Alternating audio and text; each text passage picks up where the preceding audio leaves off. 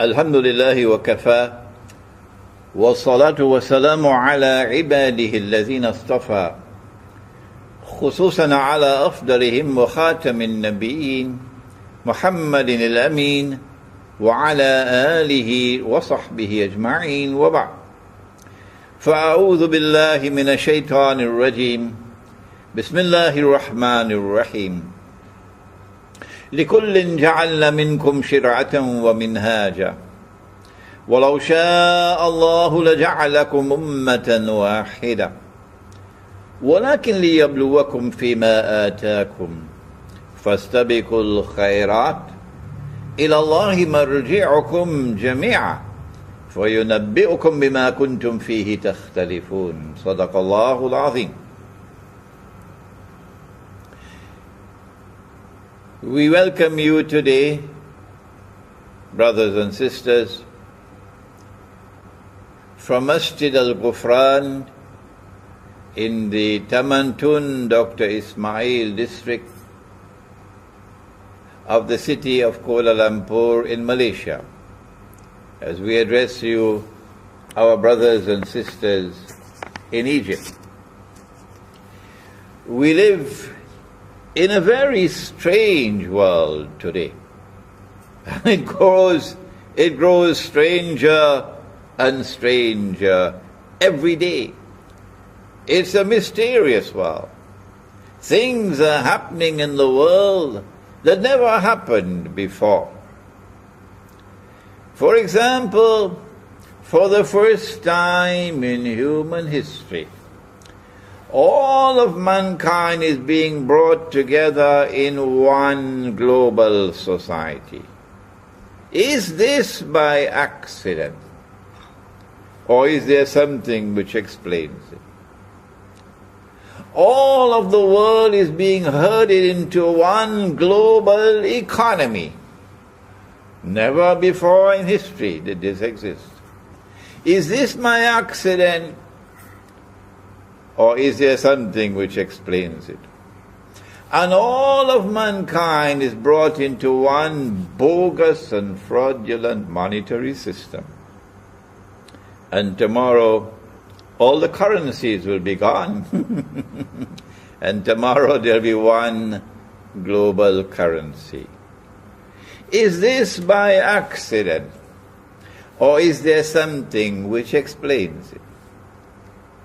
100 years ago, if someone wanted to travel from Bursaid or Iskandaria to New York, it would take 2 months by sea. Today, thanks to the unprecedented progress of modern Western scientific and technological revolution, it takes a few hours. Yesterday, you had to write a letter. If you were in New York and you wanted to communicate to someone in India, and it would take a few months for the letter to reach. Today, thanks to unprecedented progress in telecommunications, you just pick up the phone and you dial and you're speaking directly with India. Yes, indeed. It is a world of unprecedented scientific and technological progress. Yes, indeed. This progress has come from modern Western civilization.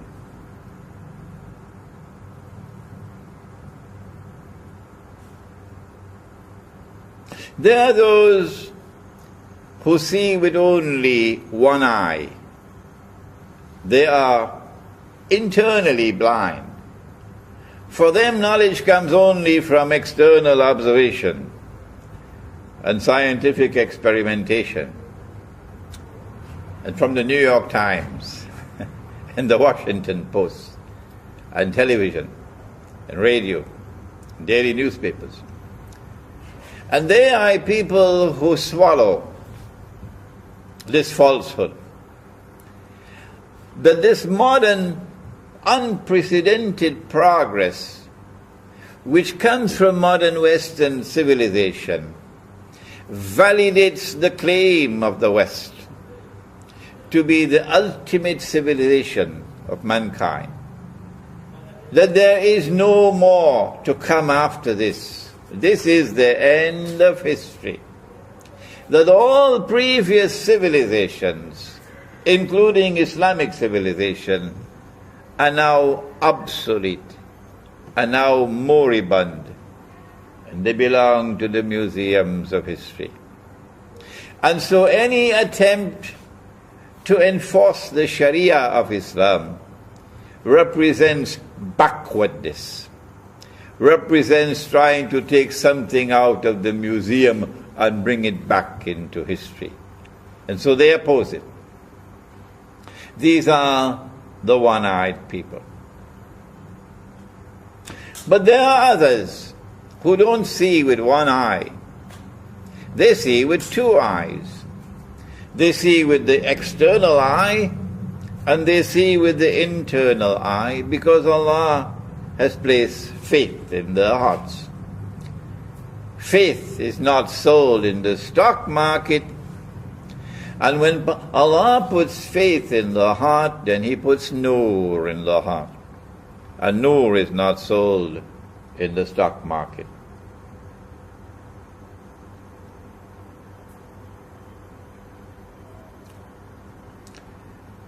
When these people look at the world today, they don't see a world of unprecedented progress.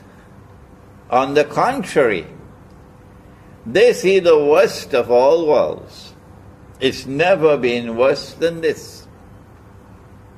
Because they can penetrate beyond the external facade of scientific and technological progress. They can penetrate beyond the glitter and the pomp. And they can see that those who today control power in the world, unprecedented power, use that power to oppress. They see an age of universal oppression, where those who are powerful are oppressing the rest of the world. They see not only political oppression, they see economic oppression. That the economy around the world is now built in such a way that the rich and the powerful can benefit from it and grow constantly richer, while the rest of the world is imprisoned in permanent poverty. That's not progress.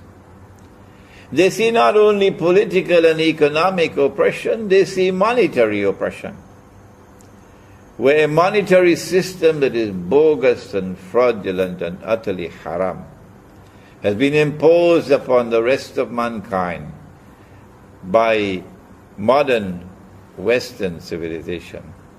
And that monetary system is functioning as an instrument of financial oppression and monetary oppression. And so they do not blame Egyptians for being poor. They don't say that Egyptians are poor because they are lazy. They don't say that Indonesians are poor because they are lazy, and Bangladeshis and Pakistanis are poor because they are lazy. They say, no, there is more to this.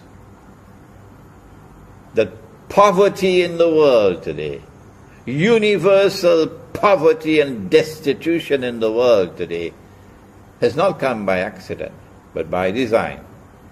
And if you want to understand the cause, you must go to riba, because the Quran explains it.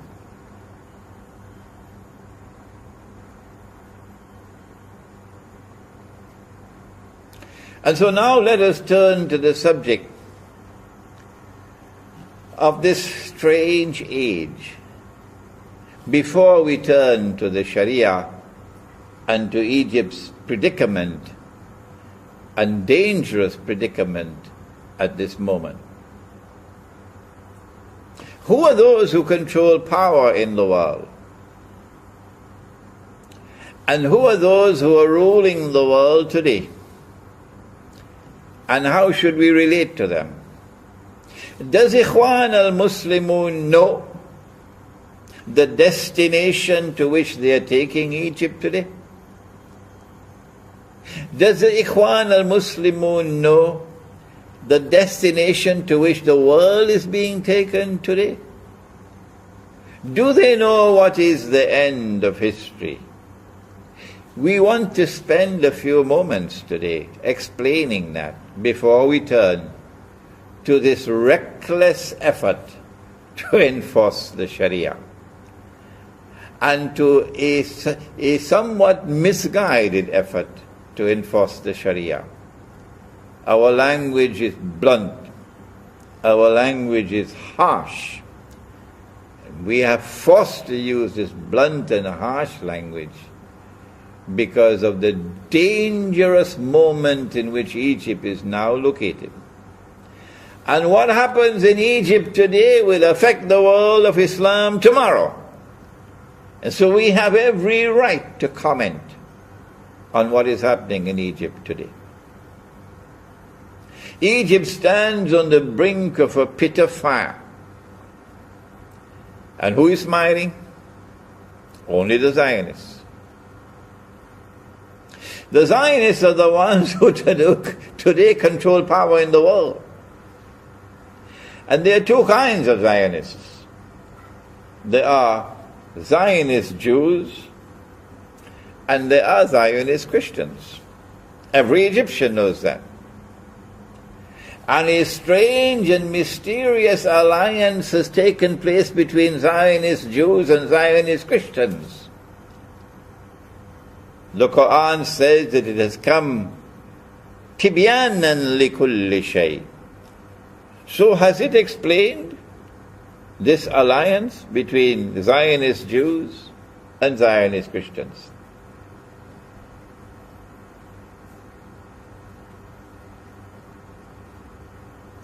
The alliance of Zionist Jews and Zionist Christians made its appearance, first of all, in the most spectacular way, that is, in Britain. When Britain emerged as a ruling state in the world, and Pax Britannica appeared on the stage of history, and the sterling pound emerged as the universal currency. Did that happen by accident? The Zionist Jewish and Zionist Christian alliance then manifested itself again spectacularly for the second time with the emergence of the United States of America as the second ruling state in the world, replacing Britain, and Pax Americana replacing Pax Britannica, and the US dollar replacing the sterling pound. Did this happen by accident? Or does the Quran explain? And now we are living at that moment in history, stranger than anything else that history has ever witnessed, when the United States of America is in irreversible decline.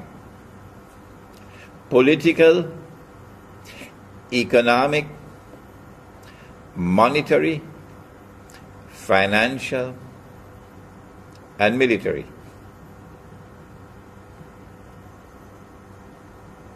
And the US dollar is heading for a meltdown.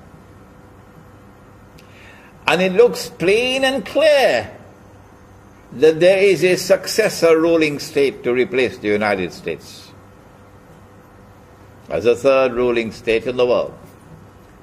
And once again it will be a Jewish Christian and a Zionist Christian and Zionist Jewish alliance, which will spectacularly deliver to the world that third ruling state.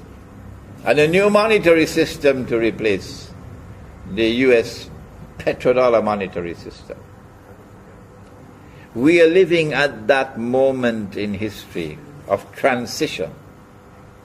Does Ikhwan al-Muslimun have any knowledge of this? Has Ikhwan al-Muslimun done any research on this? To look in the Quran and look in the hadith of the Prophet sallallahu ta'ala alayhi wasallam for answers. In order to understand the destination to which Ikhwan is taking Egypt, and by implication taking the world of Islam, we need to answer these questions.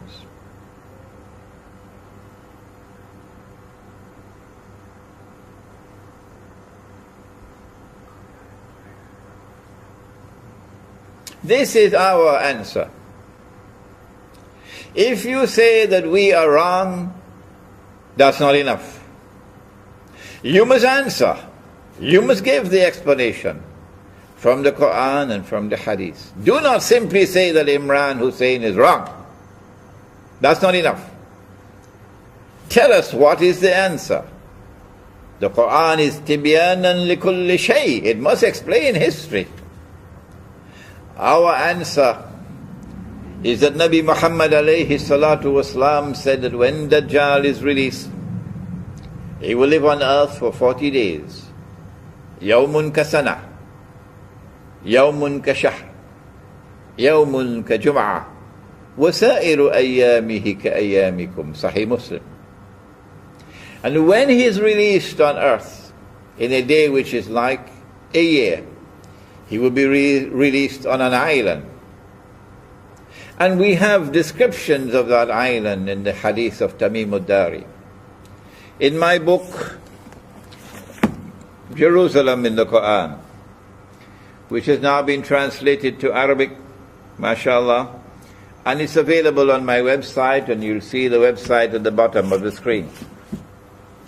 In my book, Jerusalem in the Quran, which was written 10 years ago, I identified the island as Britain.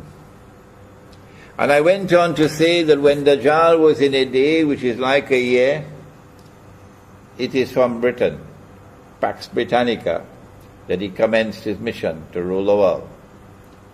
And that when Britain was replaced by the United States and Pax Americana replaced Pax Britannica, Dajjal had moved to a day which is like a month. And now that Pax Americana is in irreversible decline, and a new ruling state is to replace it, and a new monetary system is to replace the US petrodollar monetary system, we said it is Israel which wants to replace the United States. And it is the universal, invisible and intangible electronic and digital money controlled by the Zionist-controlled banking system around the world, which will be the new monetary system, again backed by the petrodollar. Not the petrodollar, by petro money. This is our explanation. If you say that we are wrong, you must tell us what is right.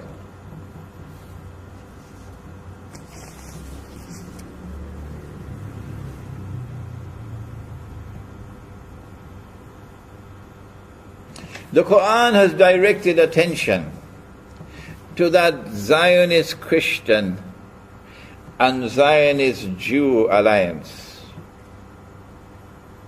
When Allah subhanahu wa ta'ala commanded in Surah Al-Ma'idah, بعد أعوذ بالله من الشيطان الرجيم يا أيها الذين آمنوا لا تتخذوا اليهود والنصارى أولياء. Allah is not speaking about all Jews and about all Christians. Absolutely not. Well then, which Jews and which Christians? The answer, بَعْدُهُمْ أَوْلِيَاءُ بَعْضٍ.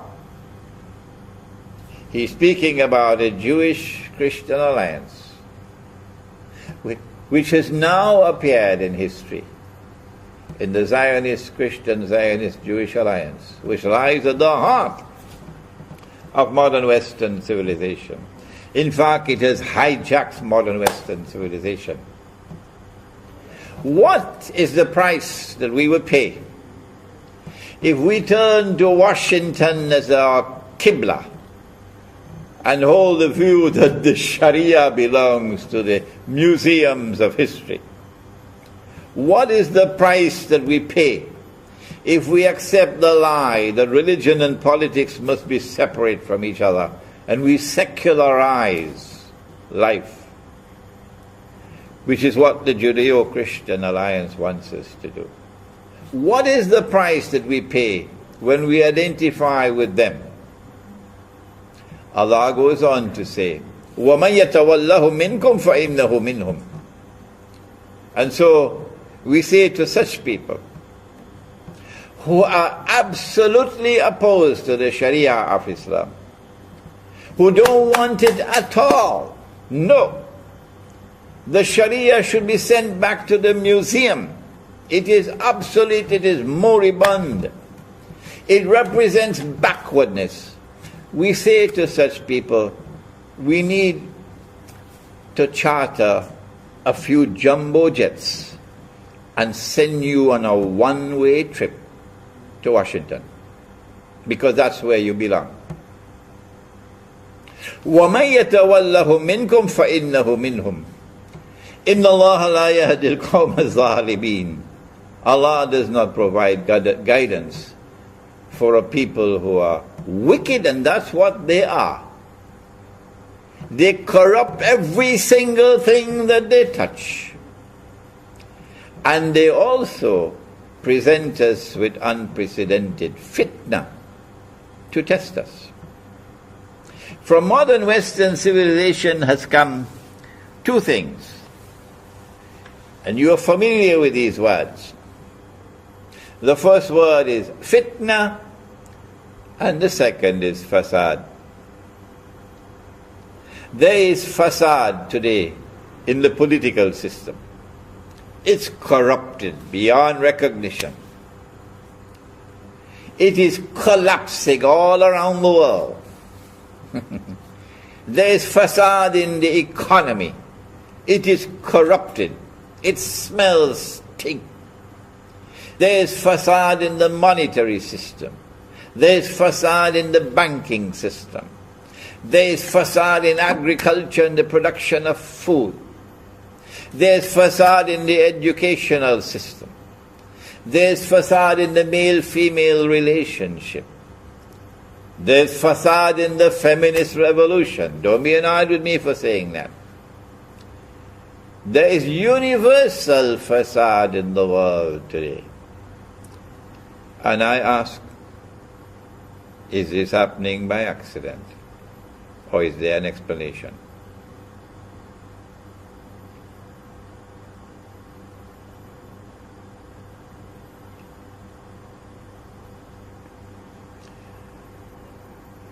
No, it's not happening by accident.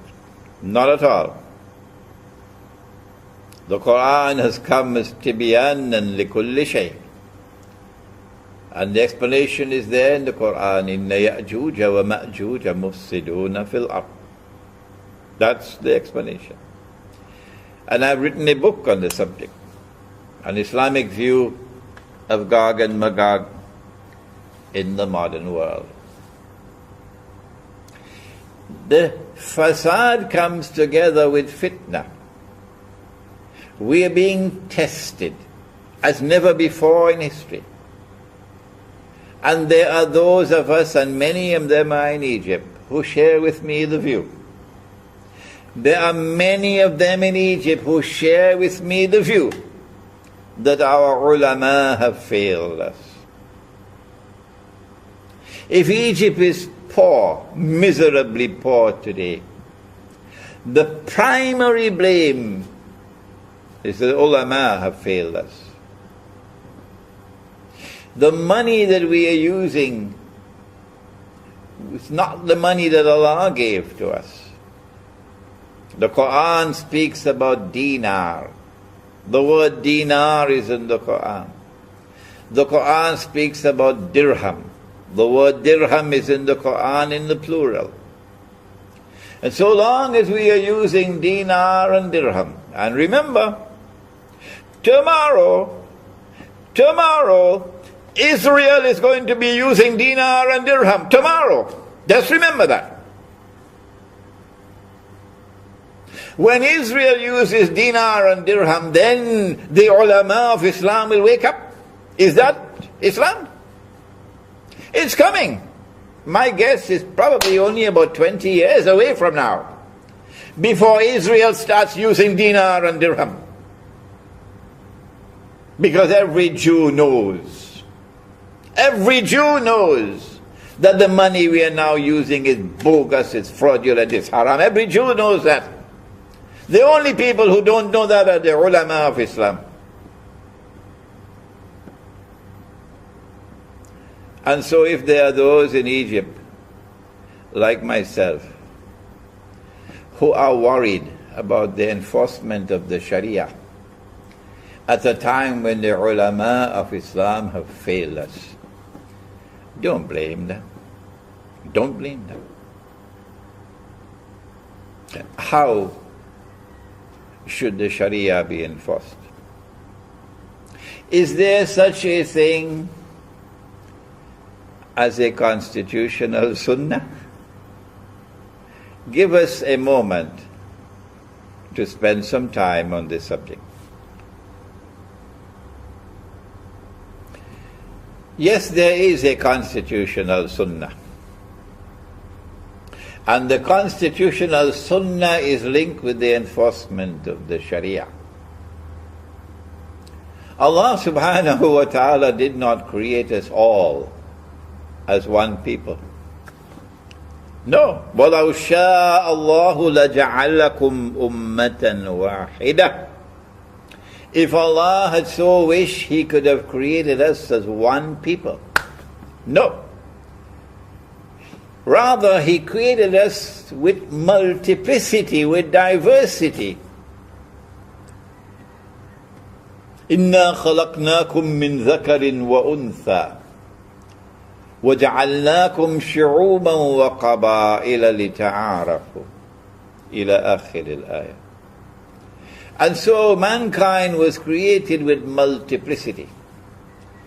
And that multiplicity was also the cause of different laws being sent down. لِكُلٍّ جَعَلْنَا مِنْكُمْ شِرْعَةً وَمِنْهَاجًا. So different laws were sent to different people. But the last one was sent to Muhammad sallallahu ta'ala alayhi wa sallam, the Sharia. Is the Sharia to be enforced upon all of mankind? Absolutely not. Absolutely not. Well then, on whom is the Sharia to be enforced? The answer? On those who accept the Sharia. On those who willingly submit to the Sharia. Those are the ones on whom the Sharia is to be enforced. Ikhwan al-Muslimun should first return to the Quran to recognize that Egypt is not one ummah. No, it is not. At the very first page of the book of Egypt are the Jews, the Christians. And these Christians in Egypt, according to Nabi Muhammad alayhi salatu wasalam, are our kith and kin. For Ummul Mu'minun, the mother of the believers, came from them. From their midst is one of the mothers of the believers. And so be kind to them, said Nabi Muhammad alayhi salatu wasalam. So you are not one ummah in Egypt. What is the function of a constitution? When we turn to the constitutional sunnah, we get the answer. A constitution is needed when you have different people who want to come to live together. Then you need a constitution. If you have only one homogeneous people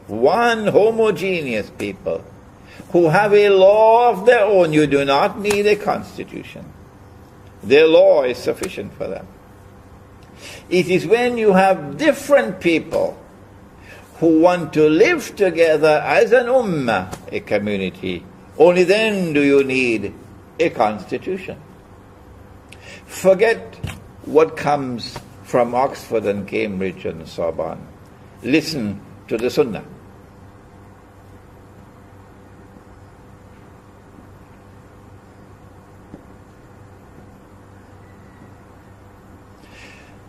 Nabi Muhammad alayhi salatu wasalam recognized the diversity of the population of Medina.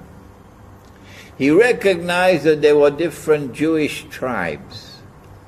Some of them at war with each other. There were different pagan Arab tribes. And then there were those who had become Muslim. And then there were the Muhajirun from Mecca. And when he arrived in Medina, guess what he did? Nabi Muhammad alayhi salatu wasalam spent about 7 months in patient negotiation. Not in a constitutional conference on the stage of history with debates going on in public. That's not wise. No. He entered into private discussions with each of the different tribes, each of the different groups, and negotiated a consensus. You cannot have a constitution without consensus. Ikhwan, constitutions are not established with referendums. You do not establish a constitution with an election. What nonsense. In order for a constitution to be established, you must have consensus. The Christians walked out of the constitution discussions in Egypt, and you still went ahead with it. Have you forgotten the Sunnah? Have you forgotten the Sunnah? Is this the example you are setting for the rest of the world of Islam? There are voices around the world today cautioning you for your recklessness. We hope and pray you will not be offended by our words, that you will still consider us to be your brothers, and that you will heed our advice and warning. We apologize to the Christians of Egypt. Yes, we apologize to you, because this is an embarrassment for us. This is not the way. This is reckless, and this is misguided.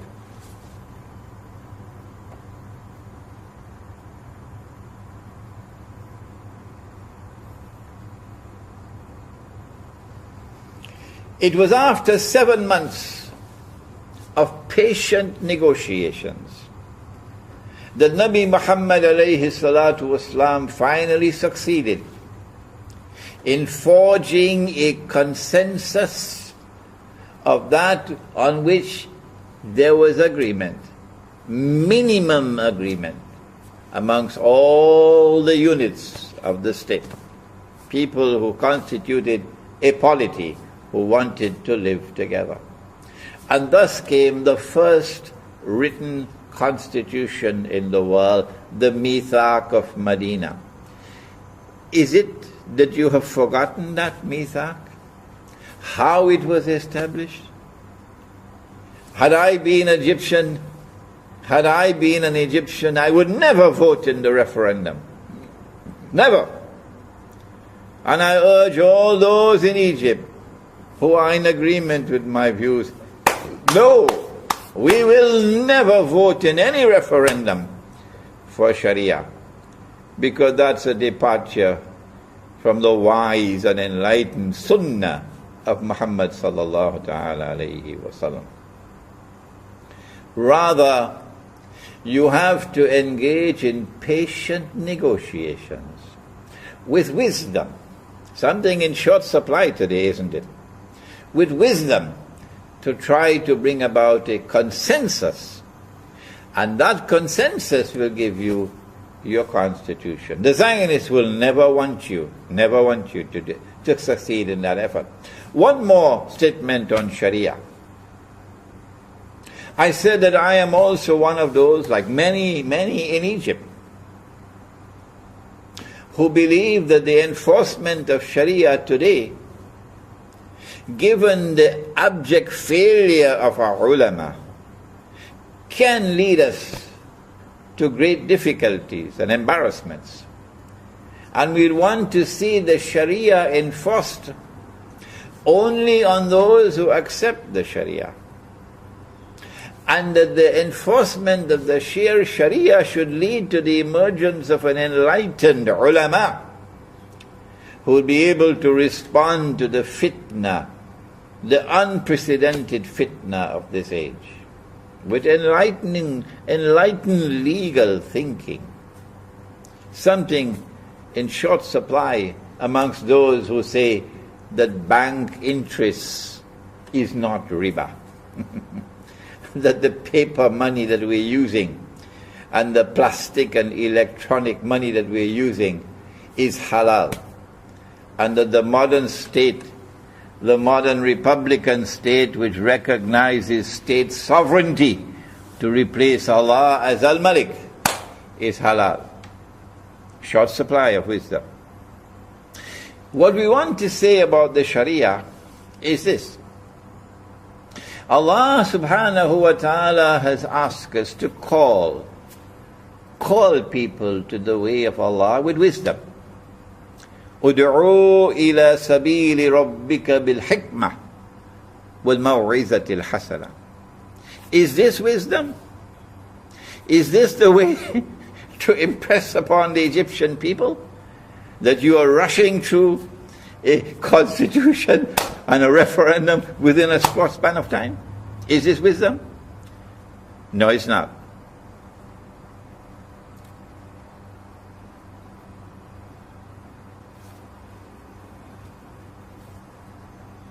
Well, then what is wisdom? Let me tell you what is wisdom. Wisdom is that you will enforce the Sharia as a parallel system of law in Egypt, alongside whatever rival systems of law there may be. But you have to demonstrate the superiority of the Sharia over all rival systems of law. No, you do not stamp out the others. Let the civil law continue. Let other systems of law that other people may choose continue to operate. And you have to demonstrate with your enforcement of the Sharia that you have a superior system of law which can outshine every rival. You can't do that unless you produce the scholars of law. And law does not exist in a vacuum. No. The scholar of law must also know politics and economics and monetary economics and history and the movement of history in order for him to be able to understand the complexities of today's legal system, legal challenges.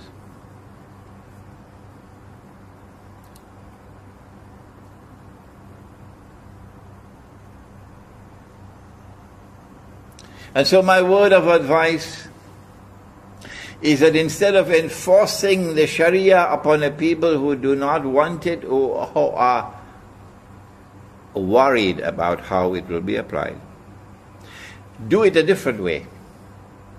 Attract them to the Sharia by operating the Sharia in such a way that it will display its evident superiority over all rivals. One last word, ikhwan.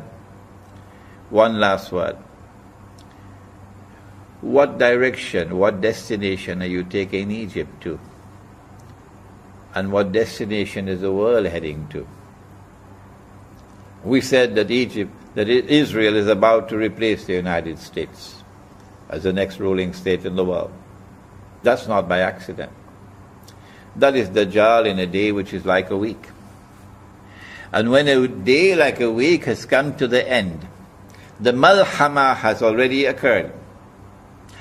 And the conquest of Constantinople has already occurred, which is after the Malhama, not the one that occurred 600 years ago.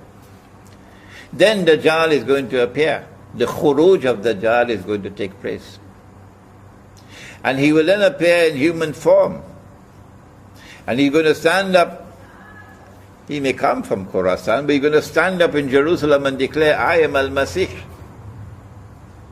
But the Jews will not accept him as Al-Masih until he rules over a holy land which encompasses the biblical frontiers of the Holy Land. And you know that. Every Egyptian knows that. They changed the Torah. And they brought into the Torah that the Holy Land, Al-Ardul Muqaddasa, extends from the river of Egypt, the river Nile,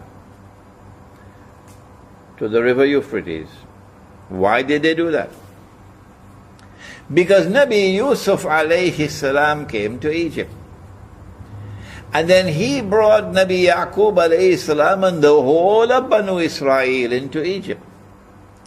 And they lived in the eastern delta between the river Nile and the Red Sea. And so they came to the conclusion that this also is a part of the Holy Land, Al-Ardul Muqaddasa. But they're wrong. They're wrong. They wrote it with their own hands. That's not the Holy Land.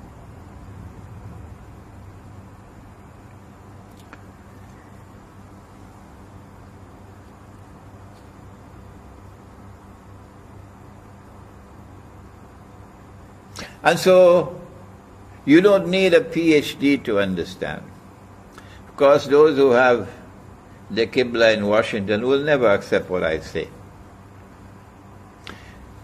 You don't need a PhD to understand that the Arab Spring was meant to prepare the way for the Arab slaughter. That they are preparing great wars against the Arabs. Because in order for Israel to become the ruling state in the world, Israel has to impose her political and economic dominion over the Arabs. Number two, Israel cannot impose her political and economic dominion over the Arabs unless and until Israel wages great wars. And these are not only military wars, these are also biological wars. And succeeds in substantially reducing the population of the Arab world.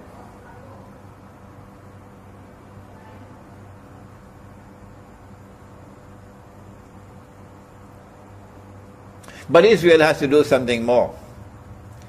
Israel has to expand her territory to encompass the eastern delta of Egypt. She can't do that with an aerial war or a naval war. She has to have a ground invasion. And so the plan is to attack Egypt from the east with ground troops. And when Israel attacks from the east, NATO will attack from the west, from Libya. And those fools, and that's what they deserve to be called, fools. They were fools in Libya, and they're just as foolish in Syria today. Those fools who made an alliance with NATO, NATO being the military arm of the Zionist Judeo-Christian alliance. Those fools who made an alliance with NATO to overthrow the Libyan government have now given to NATO opportunity to be present in Libya.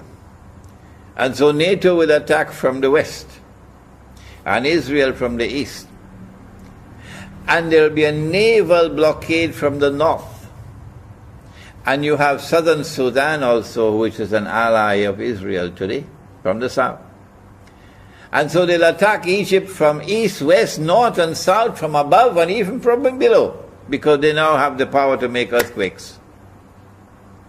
That war on Egypt is coming. And they need a justification for war. They need a casus bellum for war. They don't want to attack Egypt and appear to be aggressors. So what do? what do they do to prepare the way for war on Egypt? Is Ikhwan aware of this?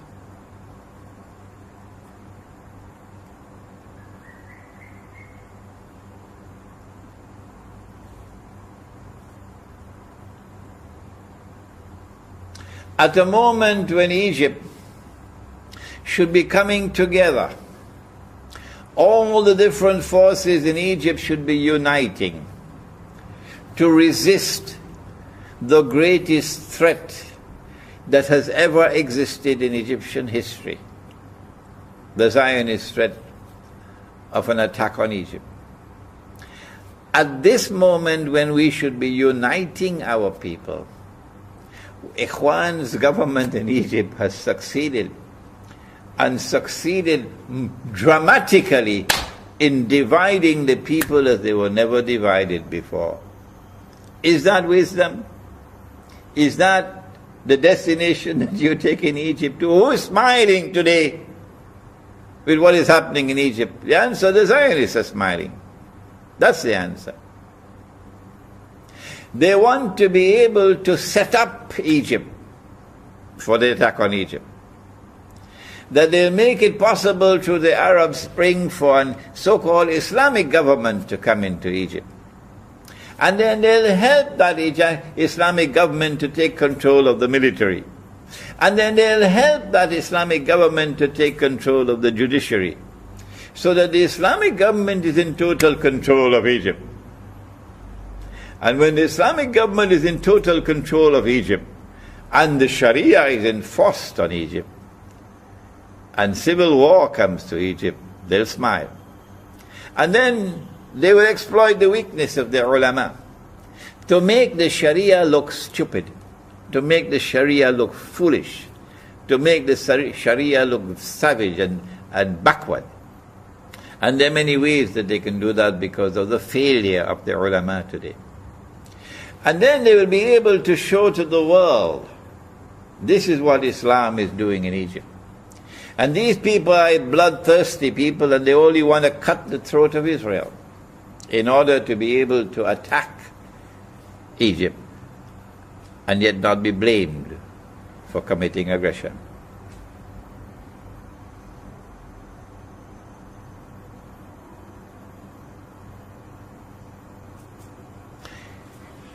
Is Ikhwan going to take Egypt to that destination?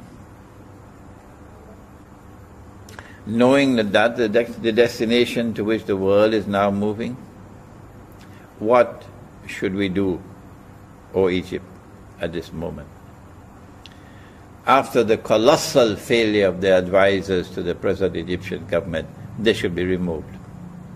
And men of greater wisdom should take over. Number 2, no constitution should be enforced upon the people unless and until it is arrived at through consensus. The Christians in Egypt have an equal political right to the Muslims to a constitution to which they will agree. Number 3, that the Sharia should be enforced only on those who are willing to submit to the Sharia. So it will not be the law of all Egypt. No. The other systems of law will function alongside the Sharia. Number 4, that when the Sharia is enforced, we should not so enforce the Sharia that we look like fools. Rather, Islamic scholarship must rise to the occasion. Islamic scholarship must rise to the occasion to operate the Sharia in such a way that it demonstrates its evident superiority over all rival systems of law. That's not easy. That is not easy. That requires the best Islamic scholarship in the world today. And also it requires that Islamic scholarship must expand its vision beyond law to encompass all other subjects that are relevant, including the one in which I specialize, al-mu'akhir zaman. I pray that these words of mine may not offend, may not hurt, I pray that these words of mine may be accepted in the spirit in which I am given them. Yes, I have used harsh language to condemn reckless and misguided behavior, because the moment is now too dangerous. I pray that Egypt may step back from this pit of fire at which it now stands, that reason may prevail, good sense may prevail, and that the constitution may be established on the basis of consensus, and that the Sharia be enforced only on those who are willing to submit to the Sharia. Thank you. Wassalamu alaikum wa rahmatullahi wa barakatuh. إلهي لست للفردوس أعلى ولا أقوى على نار الجحيم الله فهب لي التوبة واغفر ذنوبي فإنك غافر الذنب العظيم إلهي لست للفردوس أعلى ولا أقوى على نار الجحيم الله فهب لي توبة واغفر